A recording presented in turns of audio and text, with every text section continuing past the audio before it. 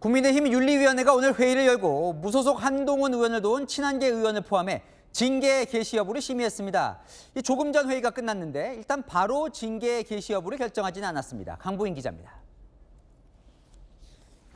국민의힘 윤리위원회에 올라온 징계 안건은 모두 60여 건. 오늘 회의를 열고 본격 논의에 착수했습니다. 지방선거 당시 무소속 한동훈 후보를 지원한 한지아, 진종호 등 친한계 의원들과 장동혁 대표의 퇴진을 요구한 대안과 미래 등에 대한 징계 요청서가 포함됐습니다. 당초 징계 절차 개시 여부가 정해질 수 있다는 관측도 나왔지만 서류 검토만 한 뒤 2시간여 만에 일단 마무리된 걸로 전해졌습니다.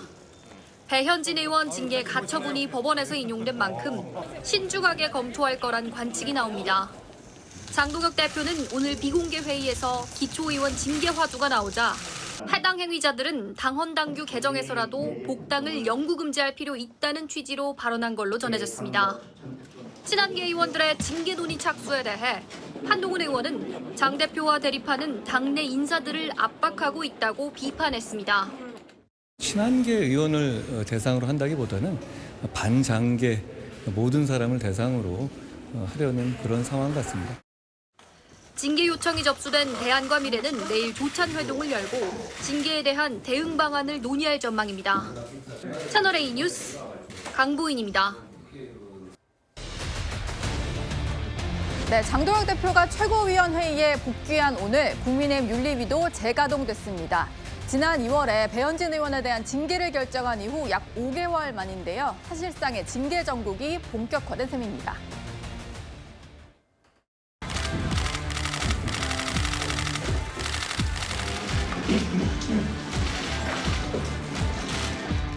마스크를 벗고 최고위원회 진행하겠습니다.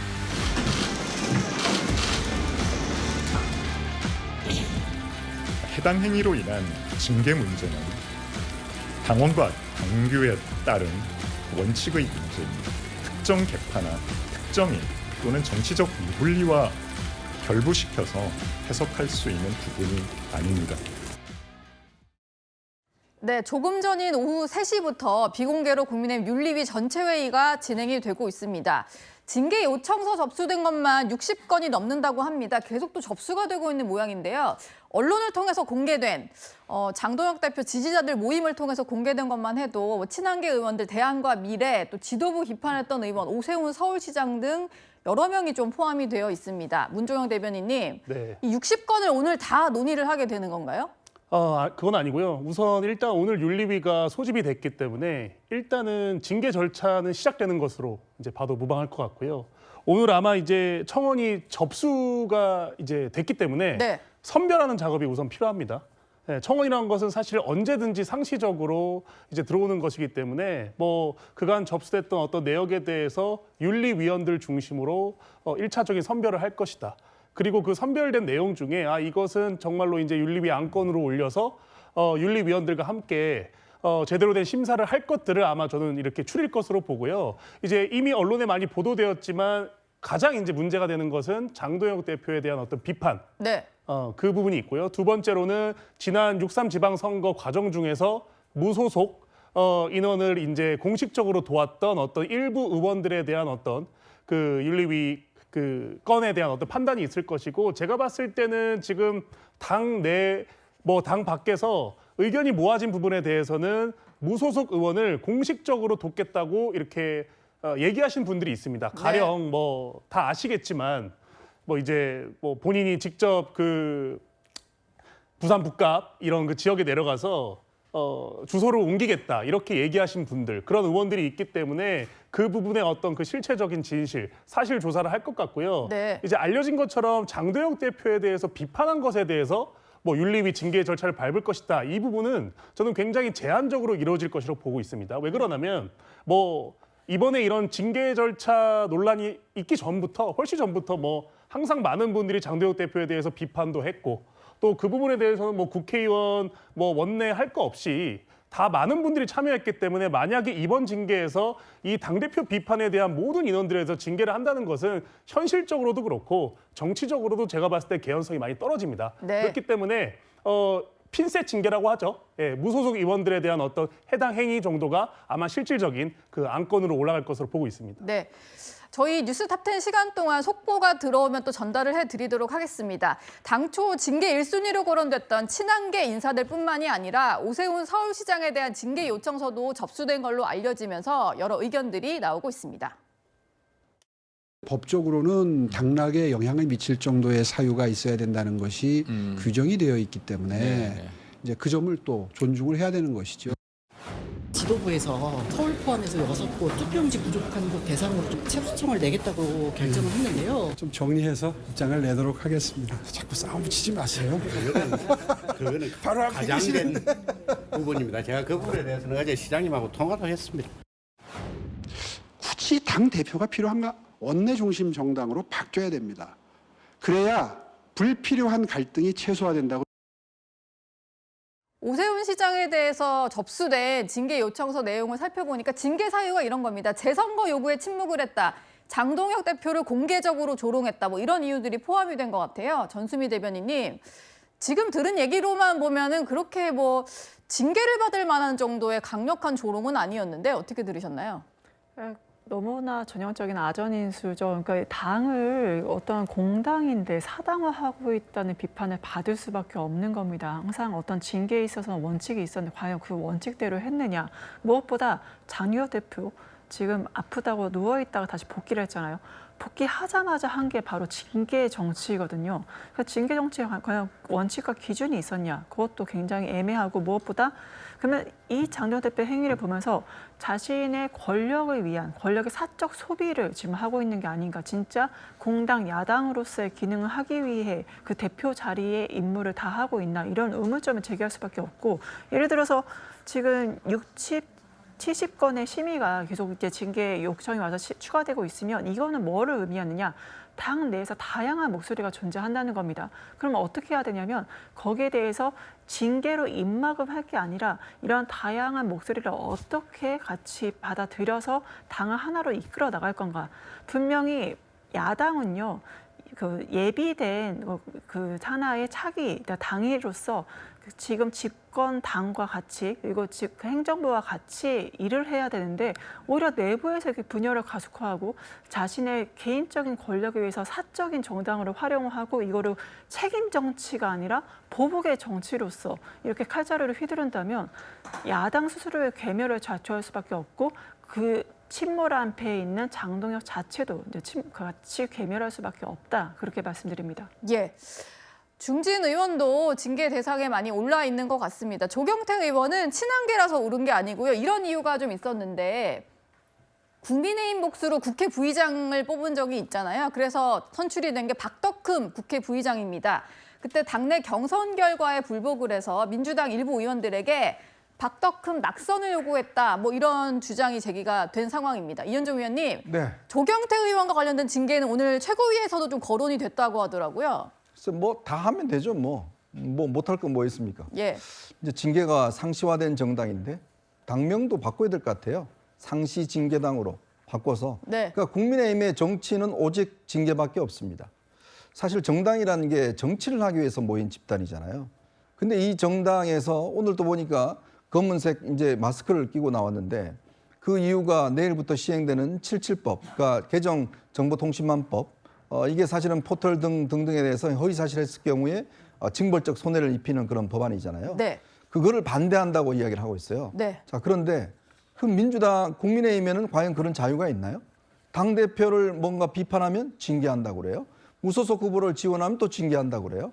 그다음에 이 박덕흠 의원 낙선 요구를 하면 징계한다고 그래요.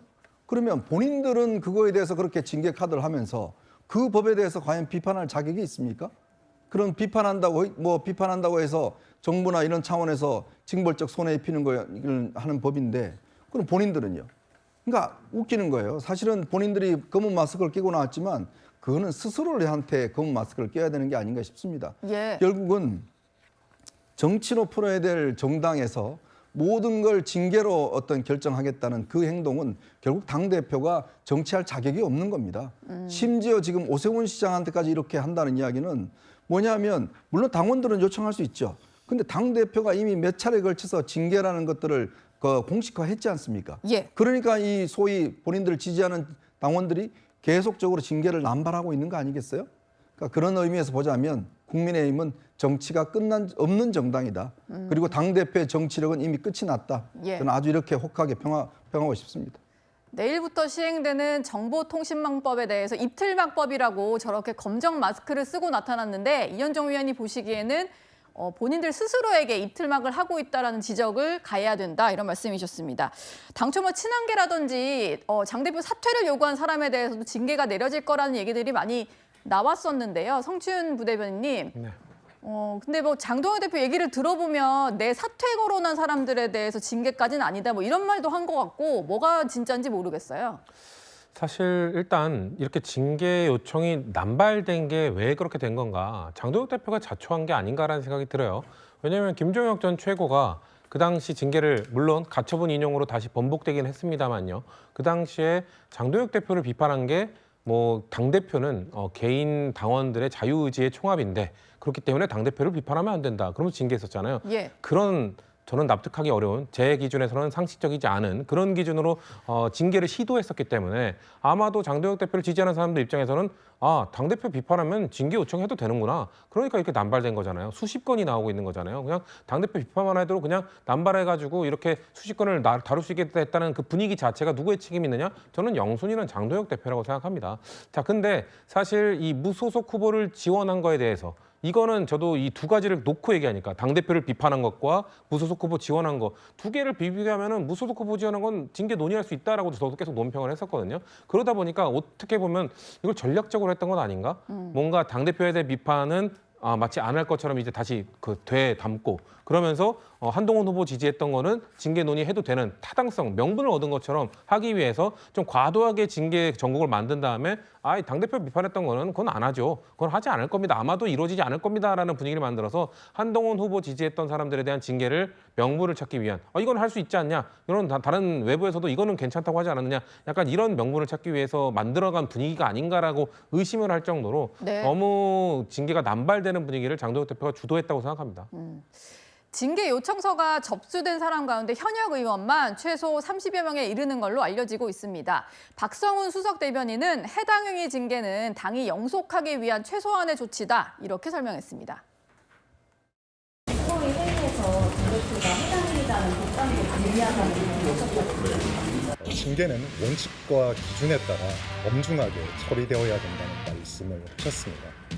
심각한 해당 행위에 대해서는 당원 당규를 개정해서라도 복당을 영구히 금지해야 된다는 대표의 강력한 의사가 있었습니다.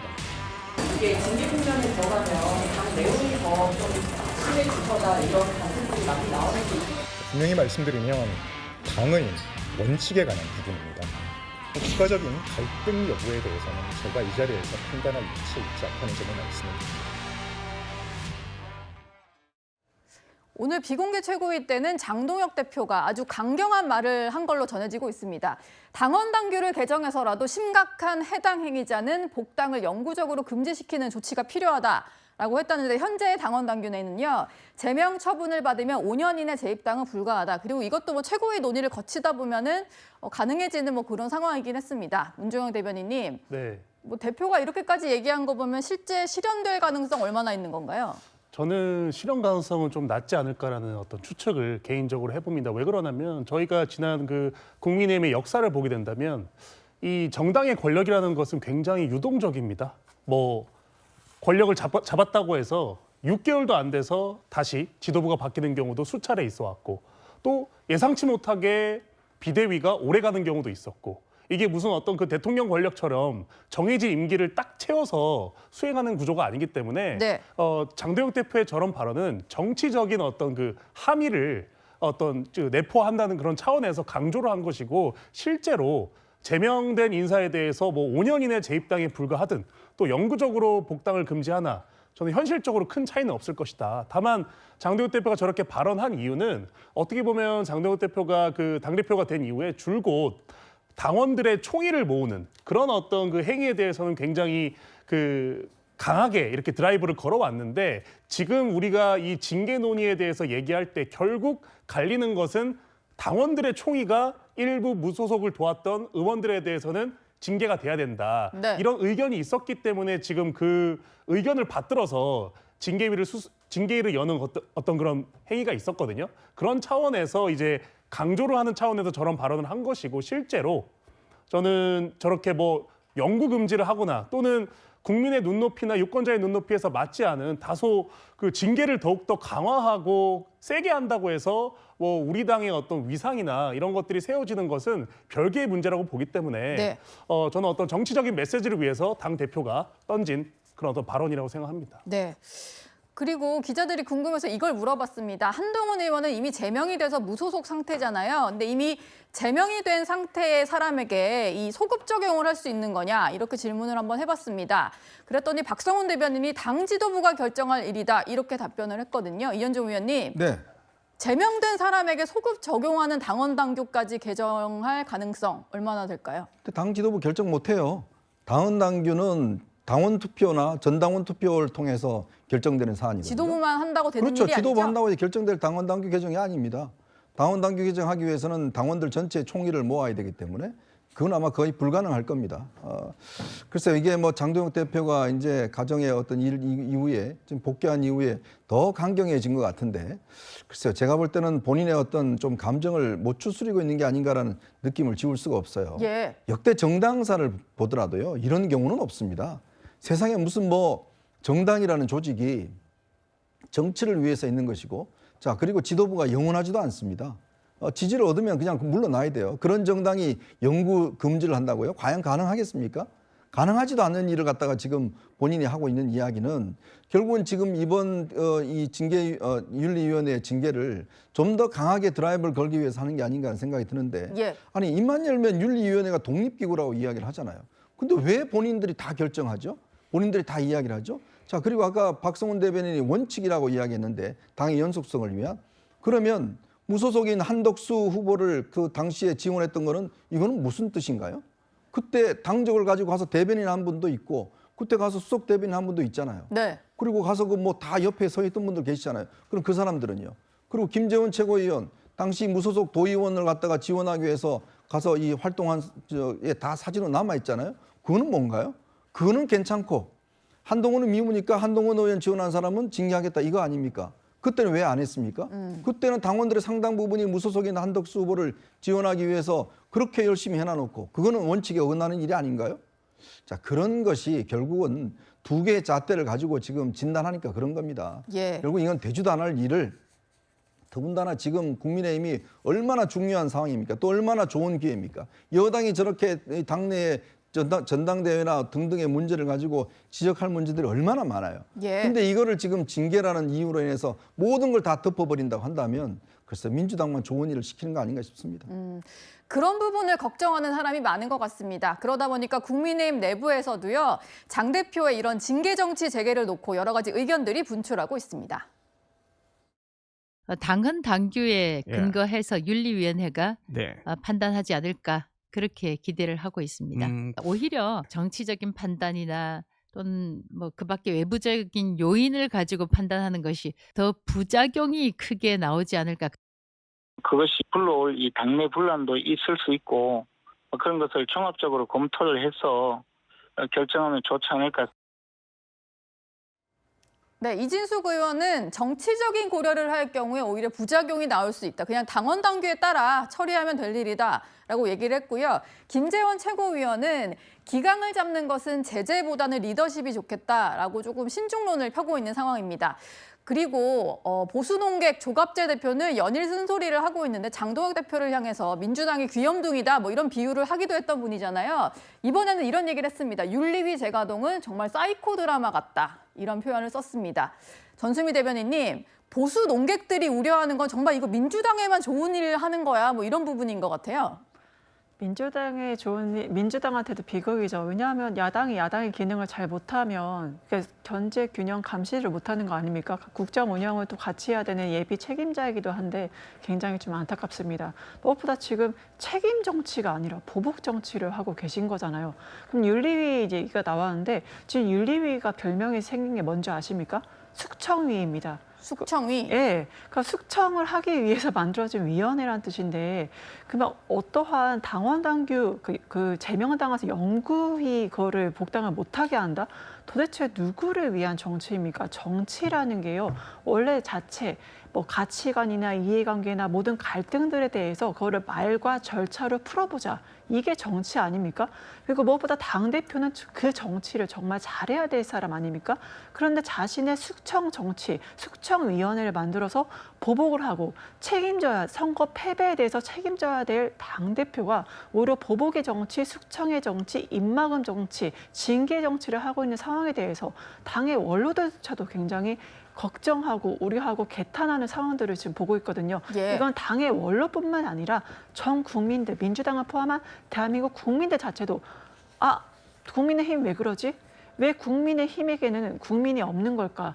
왜 계파 갈등만 하고 있고 왜 당내 권력 투쟁만 하고 있는 걸까? 굉장히 안타까워하고 있다는 점을 이제는 보복 정치가 아니라 책임의 정치로서 보여주셨으면 좋겠습니다. 예. 장도영 대표의 징계 정치에 대해서 한번 만나봤습니다. 한동훈 의원은 윤리위 징계심사 착수에 대해서 친한계만이 아니라 반장계까지 그 대상으로 삼으려 한다고 말했습니다.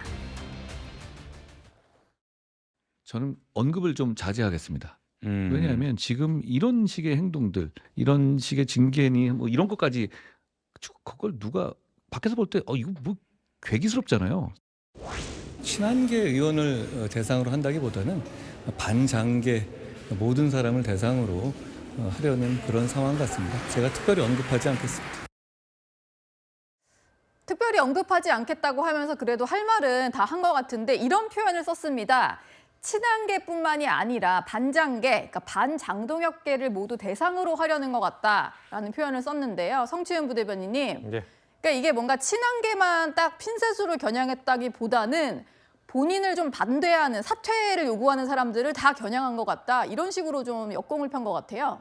대표적 인물이 아까 처음에 살짝 영상에 나왔던 오세훈 시장이겠죠. 오세훈 시장은 친한계가 아니잖아요. 오히려 지금 한동훈 의원이랑 지금 대결을 펼치고 있는 사람이라고 볼 수 있기 때문에 근데도 오세훈 시장이 징계 대상에 올라갔다는 얘기가 나오고 있는 이유가 뭐겠습니까? 선거 과정 내내 장도영 대표가 선거를 같이 하면 안 된다.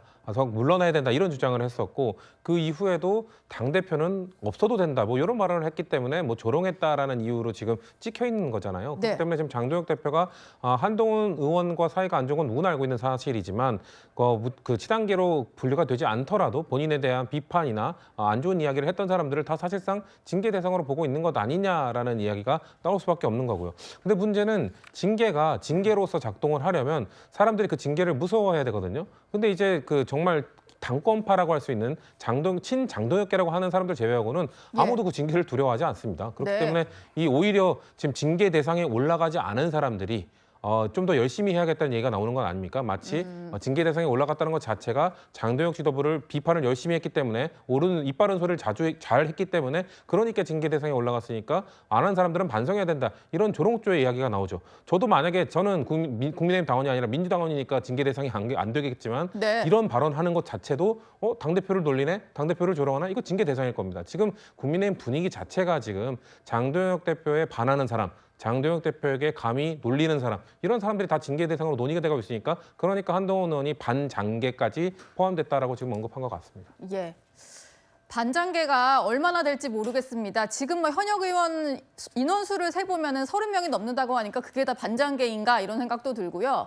어쨌든 지금 성추현 부대변인이 말씀 주신 것처럼 징계 대상이 된 사람들은 딱히 신경 쓰지 않는 그런 모습입니다. 한동훈 의원은 오늘도 국민의힘 의원들과 여러 일정을 함께했습니다. 유용원 의원이기 때문에 다들 이렇게 보는 것 같습니다. 유용원 의원이 우리 보수 정책에 대해서 대단히 자랑스럽고 다행스럽고. 네, 이제 본격적으로 AWS AI World 2026 오늘 열어보도록 할 텐데요. 네, 천천히 참석을 부탁드리며 바로 다음 순서로 넘어가도록 하겠습니다. 우리는 굉장히 즉흥적인데 일본은 굉장히 계획적이고 체계적이다 이런 결정을 하기 위해서 오늘 토론을 드리겠습니다. 하나, 둘, 셋, 파이팅! 네, 이렇게 해서 네, 오전에는 국방 AI 컨퍼런스에 참석을 했고 오후에는 한국축구 긴급 토론회에 참석을 했는데 모두 국민의힘 의원들과 함께였습니다. 유영원 의원은 친한계로 분류가 되긴 하는데 임종득, 김대식 의원은 친한계로 분류되는 의원은 아니거든요. 문종현 대변인님. 네. 지금 친한계가 이제 선거 전에는 한동훈 의원과 옷깃만 스쳐도 징계감이다 이런 말까지 나올 정도였는데 최근에는 국민의힘 의원들이 별로 신경 안 쓰고 다 어울리시는 것 같더라고요.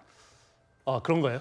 그러니까 제가 봤을 때는 지금 저기 그림에 나온 김대식 의원 같은 경우는 이제 원내에 입성하신 지는 얼마 안 됐지만 정치를 오래 해오신 분이고 실제로 굉장히 그 유연함이라고 해야 되나요?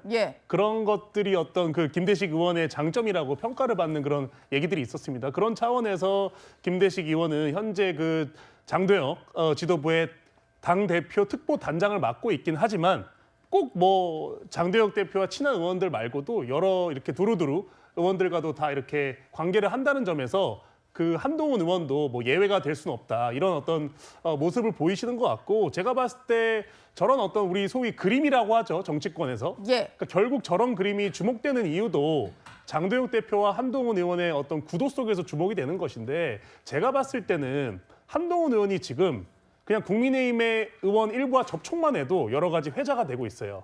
그만큼 한동훈 의원이 이렇게 접점을 넓혀가는 것에 대해서는 언론이 주목을 하고 있다는 어떤 증거인 것인데 반대로 지금 우리 지도부, 장도혁 대표가 계속해서 징계를 너무 과하게 한다면 장도혁 대표와 저희 지도부의 어떤 접점은 반대로 줄어드는 걸 수도 있거든요. 저는 우리가 일종의 한동훈 의원과의 장도혁 대표의 정치적인 다툼이라고 한다면 저희가 0점 조준을 잘해서 서로 이렇게 정치적인 공격을 잘해야지 저희가 유효 타점을 올릴 수 있는 것인데 그런 차원에서 저는 아까 얘기한 것처럼 오세훈 시장이라든지 이런 최소한의 어떤 논리적인 개연성이 있는 징계를 추진하다기보다는 저렇게 한동훈 의원이 계속해서 접점을 늘리는 것처럼 저희 지도부도 조금 어떤 정치적인 접점을 늘려가는 것이 조금 더 효율적이지 않을까라는 생각도 해보게 됩니다. 네, 징계를 하지 말고 당내 의원들과 접점을 넓혀라 이런 말씀이신 것 같아요. 외통위와 예결위에 배치된 한동훈 의원이 또다시 특검에서 출국 금지가 연장이 된 것 같습니다. 한동훈 의원은요, 이 정도면 범죄다 이렇게 비판했습니다. 외통위로 가시는 건가요? 외통위? 제가 이 국회의장으로부터 그렇게 통보를 받았습니다. 지금 대한민국의 현실 상황에서 외교와 통일의 문제는 대단히 중요합니다. 한미 관계라든가 한일 관계라든가 한중 관계에서 큰 관심을 갖고 목소리도 많이 내왔죠. 그건 제가 굉장히 관심을 갖고 중점적으로 그동안의 목소리를 내왔던 분야니까 이상할 건 없는데요. 당초 저는 산중위 그리고 기재위 이쪽을 이제 순위를 더 먼저 하겠다고 했어요. 네, 2차 종합특검이 수사기간을 또 연장해달라고 요청을 한 것 같습니다. 그걸 두고도 야권에서는 비판을 쏟아내고 있는데요. 한동훈 의원을 수사 대상에 올려놓고 출국 금지를 이렇게 계속 연장을 하고 있는데 이번에도 7월 12일까지 출국 금지 기간이 좀 늘어난 상태입니다. 근데 외교위 소속이다 보니까 해외 갈 일이 많은데 언제까지 출국 금지할 거냐 이런 반응을 보였거든요. 전수미 대변인님. 근데 특검이 이 정도면 이제 한번 불러서 조사를 할 법도 한데 왜 부르지도 않고 출국 금지만 계속 연장을 하는 건가요? 네, 그 점에 대해서는 분명히 수사기관이 어떤 필요성, 출국 금지를 하는 필요성이나 그 절차를 분명히 안내할 필요는 좀 있다고 봅니다. 근데 지금 본인이 이유 없는 출국 금지 계속 얘기하시니까요. 하지만 외통위 소속이라고 해서 출국 금지가 해제돼야 되냐? 그러면 국회 외통위 소속이면 그게 방탄위원회가 되는 거잖아요. 법 앞에 대통령까지도 모두 다 이제 평등한 상황인데 어떤 소속이라고 해서 그 출국 금지가 뭐가 부당하다 이거 연관시키는 거는 좀 너무나 과대한 해석인 것 같고 무엇보다 한동훈 전 대표가 과거에 이제 법무부 장관일 때 법과 원칙을 굉장히 중요시했던 사람입니다. 그러한 기준에서 봤을 때는 법과 본인에게 출국 금지 내렸던 거 어떠한 법적인 이유가 있는 거고 만약에 억울하다면 그 절차에 따라서 그걸 소명을 하면서 그 자신의 이야기들을 풀어 나가시면 되는 거거든요. 근데 어떤 국회의 어떤 특정 위원회 소속이라는 걸로 그렇게 출국 금지의 부당성에 대해서 얘기를 하시는 건 이거는 이제 국민들에게 좀 설득력이 많이 떨어진다. 하지만 그거에 대해 수사기관도 분명히 어떠한 절차나 필요성에 대해서 확실하게 안내할 필요가 있다. 그렇게 보여집니다. 7월 12일이면 이번 주 일요일까지니까 이게 더 연장될지 안 될지는 모르겠습니다. 이현정 위원님. 만에 하나 이게 계속 연장이 되면 외통위는 제가 국감 때 생각해 보면 해외 국감 가잖아요. 네. 그 못 갈 수도 있겠네요. 아니 어떻게 이런 게 방탄입니까? 아니 세상에 3개월 동안 아무 이유 없이 출국 금지하는 사람이 있어요? 아니 무슨 혐의인지 출국 금지를 하면 수사를 하면 될 거 아닙니까? 예. 아니, 국회의원이 어디 뭐 해외에 망명 갑니까? 아니 저렇게 출국 금지를 계속 연장하는데 아무 혐의도 지금 이야기해 주지도 않고 있고 출국 금지만 연장을 하고 있어요. 그러면 이게 지금 정상적인 지금 특검이에요? 저는 이번 특검 정말 이해할 수 없는 게 권창용 특검이 지금 보니까 본인들 수사기관이 이제 수사기간이 곧 끝나는데 네. 이걸 더 할 수 있도록 또 연장해달라는 거 아니겠어요? 도대체 언제까지 할 겁니까? 그냥 검찰입니까 이게? 그리고 뭔가 혐의가 있고 이유가 있으면 출금지해서 빨리 불러서 조사하면 될 거 아니에요. 지금 3개월 동안 한 번도 부르지도 않고 무슨 이유인지도 설명해 주지 않고 계속적으로 연장만 해나간다? 이거야말로 괴롭히기 아닌가요? 네. 더군다나 지금 국회의원은 외통위 소속은 이제 그 본격적인 국감이 되면 해외 국감을 나가야 돼요. 근데 이런 지금 사람을 뭐 출국하지 못하게 만든다는 게 이게 무슨 방탄입니까 이게? 이거야말로 국회의원 활동 방해하는 거 아니에요? 네. 아니 민주당 의원이 이렇게 하면 가만히 있겠어요? 저는 정말 이번 특검은 정말 저는 특검을 특검해야 된다는 생각이 들어요. 정말 무능하고 이런 식으로 정치 보복적인 이걸 한다는 것 자체가 저는 이해할 수가 없습니다. 한동훈 의원 얘기까지 한번 만나봤습니다.